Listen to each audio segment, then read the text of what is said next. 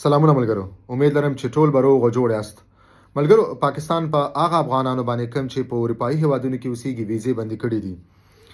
د پاکستان وزارت خارجه ویلي دي چې دغه ویزې ځکه دوی بندي کړې دي چې د دوی سفارت په سویډن کې بعضې افغانانو ته په جعلي کارډونو باندې جعلي ویزې ورکړې وي.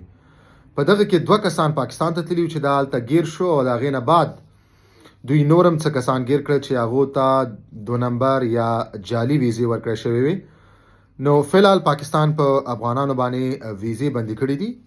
که تاسو نه څوک د پیسو غوښتنه کوي یا تاسو ته څوک وایي چې زه درته په پیسو باندې د پاکستان ویزا اخلم، دغه ټول غلطي خبرې دي. پاکستان فلحال ویزې بندي کړې دي. دوی وایي چې دا لا معلومه نه ده چې کله به دوی دغه ویزې بیرته خوشي کوي. ولې بعضې اوازې دي، بعضې ملګري وایي چې په پیسو باندې دغه ویزې کیږي، خو دا غلط خبر دی. زما د دغه ویډیو دا مقصد و چې تاسو چاته مه پیسې ورکوئ، ځکه چې دوی ویزې بندي کړي نو چې کله ویزې بندي شي بیا څوک په پیسو باندې ویزې نشي اخیستلی. دغه ټول غلطي خبرې دي. مننه.